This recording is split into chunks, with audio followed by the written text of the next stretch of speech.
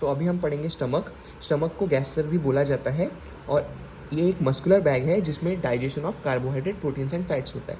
Stomach के ऊपर oesophagus होता है और स्टमक के नीचे डिओडेनम होता है। मतलब स्टमक, इसोफेगस और डिओडेनम सेम लाइन में होते हैं। तो इसी से हम याद रख सकते हैं कि इन तीनों की लेंथ भी सेम होगी, जो कि है 25 सेंटीमीटर।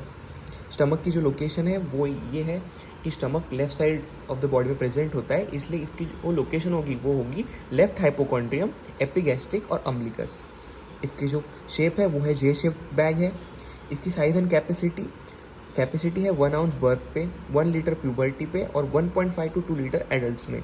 और इसकी लेंथ मैं पहले ही बता दिया हूँ कि वो होगी 25 सेंटीमीटर लॉन्ग। इसके बाद हम पढ़ेंगे एक्सटर्नल फीचर। हर सॉफ्ट ऑर्गन्स के हम एक्सटर्नल और इंटरनल फीचर्स पढ़ेंगे। तो सबसे पहले हम इसके देखेंगे एक्सटर्नल फीचर्स। तो एक्सटर्नल फीचर्स में इस पढ़ेंगे 2 ऑरिफिस, मतलब कि 2 ओपनिंग, मतलब स्टमक में 2 ओपनिंग्स होती है। 2 कर्वेचर्स, मतलब 2 बॉर्डर, मतलब स्टमक के 2 बॉर्डर होंगे। 2 सरफेसेस होंगे और 2 पार्ट्स में स्टमक डिवाइडेड होता है। सबसे पहले पढ़ेंगे हम 2 ऑरिफिस। एक है कार्डियक ऑरिफिस, एक है पाइलोरिक ऑरिफिस। कार्डियक ऑरिफिस मतलब कार्डियक ओपनिंग, और ये प्रेजेंट होता है junction of oesophagus and stomach के। स्टमक और इसोफेगस के जंक्शन पे कार्डियक ओपनिंग होता है, वो होता है T11 वर्टिब्री पे। दूसरा होता है पाइलोरिक ऑरिफिस, मतलब पाइलोरिक ओपनिंग। ये प्रेजेंट होता है स्टमक और पाइलोरस के बीच में। स्टमक और पाइलोरस के बीच में ओपनिंग होता है, वो है पाइलोरिक ओपनिंग, जो आगे हम डायग्राम में भी देखेंगे। और ये प्रेजेंट होता है L1 वर्टिब्री लेवल पे। ये हो गए इसके 2 ऑरिफिस या 2 ओपनिंग। अभी हम पढ़ेंगे 2 कर्वेचर्स, लेसर कर्वेचर और ग्रेटर कर्वेचर। मतलब ये इसके बॉर्डर्स है। लेसर कर्वेचर जो होगा वो right side of the body पे होगा, ये इसका लेसर कर्वेचर है, ये इसका ग्रेटर कर्वेचर है। जो ग्रेटर कर्वेचर है वो right side of the body पे होगा और जो ग्रेटर कर्वेचर है वो left side of the body पे होगा। सो लेसर कर्वेचर क्या बनाता है, right side of the border बनाता है। लेसर कर्वेचर है तो ये ग्रेटर मोमेंटम से अटैच्ड होता है। और लेसर कर्वेचर पे एक नॉच होता है जिसको हम बोलते हैं एंगुलर नॉच या फिर इंसिसिला एंगुलरिस। ठीक है। उसके बाद ये है ग्रेटर कर्वेचर। ग्रेटर कर्वेचर कहाँ प्रेजेंट होता है, लेफ्ट साइड ऑफ हार्ट में, left side of the body में प्रेजेंट होता है, इसलिए ये लेफ्ट बॉर्डर ऑफ स्टमक बनाता है। ग्रेटर कर्वेचर है इसलिए ये ग्रेटर ओमेंटम से अटैच्ड होता है। यहाँ पे ग्रेटर कर्वेचर पे 2 लिगामेंट्स भी अटैच्ड होते हैं, वो है गैस्ट्रोस्प्लीनिक लिगामेंट और गैस्ट्रोफ्रेनिक लिगामेंट। गैस्ट्रो में स्टमक और स्प्लीनिक मतलब स्प्लीन, मतलब गैस्ट्रोस्प्लीनिक लिगामेंट प्रेजेंट होगा स्टमक और स्प्लीन के बीच में। गैस्ट्रो मतलब स्टमक और फ्रेनिक मतलब फ्रेनिक मसल जो कि डायफ्राम में होता है। सो गैस्ट्रोफ्रेनिक लिगामेंट ये प्रेजेंट होता है स्टमक और डायफ्राम के बीच में। यहाँ जैसे कि लेसर कर्वेचर पे एक नॉच था जिसका नाम था इंसिसुरा एंगुलरिस या एंगुलर नॉच, वैसे ग्रेटर कर्वेचर पे भी अपर एंड पे एक नॉच होता है जिसका नाम है कार्डियक नॉच। वो प्रेजेंट होता है L1 वर्टिब्री लेवल पे और वहाँ पे हार्ट आके कोइंसाइड करता है।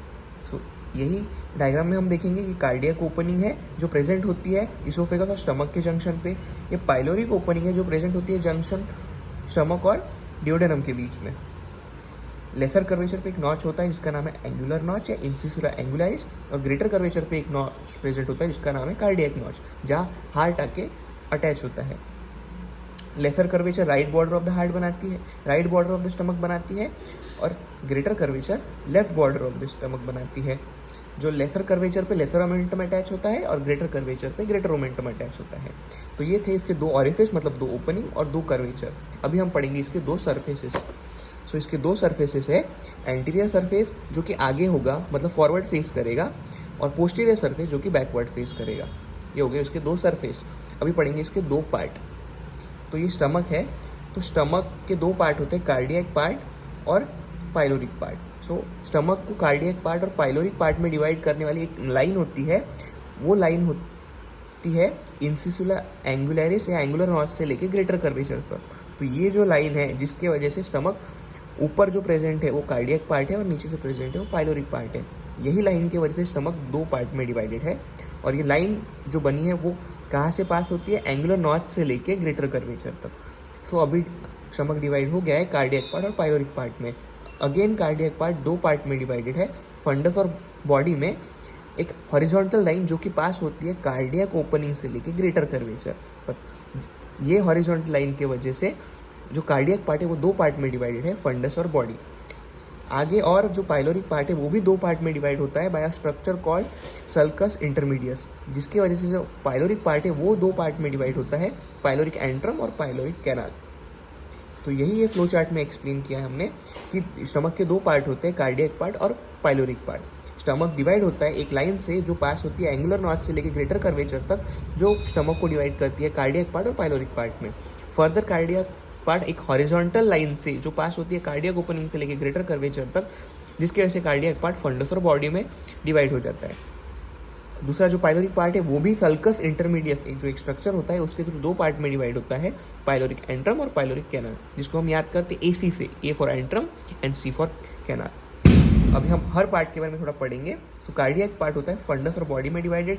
तो फंडस पार्ट जो होता है वो ऊपर प्रेजेंट होता है हॉरिजॉन्टल लाइन के, एक कॉन्वेक्स होता है और हमें एक डोम शेप स्ट्रक्चर दिखाई दे सकता है। तो जो फंडस है वो अपर पार्ट में प्रेजेंट होता है, वो कॉन्वेक्स इन शेप होता है, डोम शेप्ड होता है, और ये at the level of cardiac orifice होता है, कार्डियक ओरिफिस के लेवल पे प्रेजेंट होता है। जो बॉडी है वो जो प्रेजेंट होती है हॉरिजॉन्टल लाइन और एंगुलर नॉच और इंसिजर एंगुलर लाइन के बीच में, मतलब जो बॉडी है वो प्रेजेंट होती है between fundus and pyloric antrum. उसके बाद हम पढ़ेंगे पाइलोरिक पार्ट, जिसके दो डिवीजन है, पाइलोरिक एंट्रम और पाइलोरिक कैनाल। पाइलोरिक एंट्रम जो है वो प्रेजेंट होता है बिटवीन, पाइलोरिक एंट्रम किसके बीच में प्रेजेंट होगा, बिटवीन पाइलोरिक कैनाल और बॉडी, और ये 7.5 सेंटीमीटर लॉन्ग होता है। जो पाइलोरिक कैनाल है वो 2.5 सेंटीमीटर लॉन्ग होता है। सो टोटल पाइलोरिक पार्ट जो है वो 10 सेंटीमीटर लॉन्ग होता है।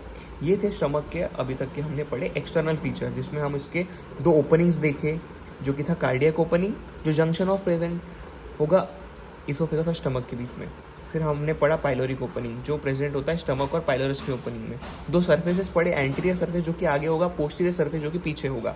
दो पार्ट पढ़े, कार्डियक पार्ट और पाइलोरिक पार्ट। कार्डियक पार्ट दो अगेन पार्ट में डिवाइड होगा, फंडस और बॉडी। पाइलोरिक पार्ट अगेन दो पार्ट में डिवाइड होगा, पाइलोरिक एंट्रम और पाइलोरिक कैनाल। तो ये हो गए इसके दो पार्ट्स, दो सर्फेस, दो ओपनिंग्स। ठीक है, ये थे इसके एक्सटर्नल फीचर्स। अभी हम पढ़ेंगे स्टमक के रिलेशंस। सो हर सॉफ्ट ऑर्गन्स के हम रिलेशंस पढ़ेंगे, पेरिटोनियल रिलेशन और विसरल रिलेशन।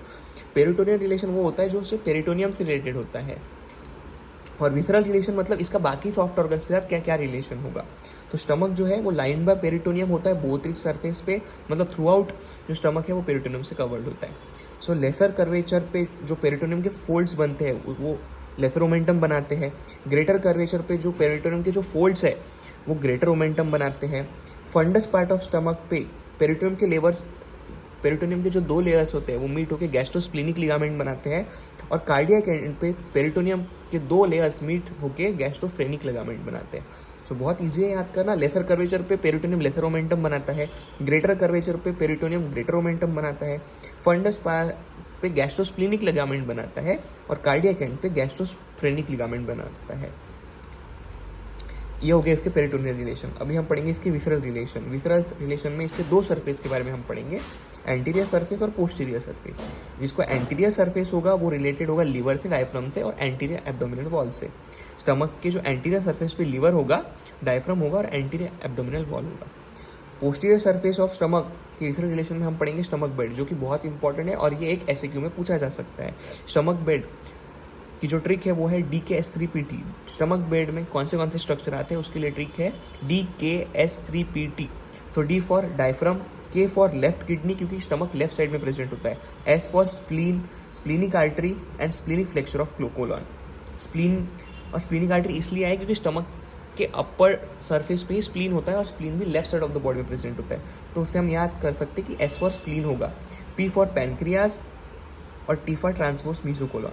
सो इसकी जो ट्रिक है वो है DKS3PT। Diaphragm, left kidney, spleen, splenic artery, splenic flexure of colon, pancreas and transverse mesocolon. So ये थे रिलेशन ऑफ स्टमक, जिसमें हमने पेरिटोनियल और विसरल रिलेशन कवर किए। अभी हम पढ़ेंगे स्टमक का ब्लड सप्लाई। स्टमक के लिए जो टर्म यूज होता है वो है गैस्ट्रिक। तो इसका जो ब्लड सप्लाई होगा, right and left gastric vein, right gastroepiploic vein या फिर आर्टरी, लेफ्ट गैस्ट्रोइपिक्लोइक वेन और आर्टरी। तो ये था स्टमक का ब्लड सप्लाई। इसके बाद है लिम्फेटिक ड्रेनेज, जिसमें होंगे pancreaticosplenic nodes, left gastric nodes, right gastroepiploic nodes, coeliac nodes, pyloric, hepatic and gastric nodes. Nerve supply में होगा सिंपैथेटिक, पैरासिम्पैथेटिक नर्व्स। ये थे इसके सारे एक्सटर्नल स्ट्रक्चर। हर सॉफ्ट ऑर्गन्स का आपको blood supply, lymphatic drainage, nerve supply, external feature, internal feature और क्लिनिकल इंपॉर्टेंस, क्लिनिकल एनाटॉमी लिखना बहुत इंपॉर्टेंट है। हर सॉफ्ट ऑर्गन्स का blood supply, venous drainage, arterial supply, lymphatic drainage और क्लिनिकल एनाटॉमी लिखना इंपॉर्टेंट है। ये था एक्सटर्नल फीचर्स। उसके बाद हम पढ़ेंगे इसके इंटरनल फीचर्स। इंटरनल फीचर्स में इसके हम लेयर्स के बारे में पढ़ते हैं।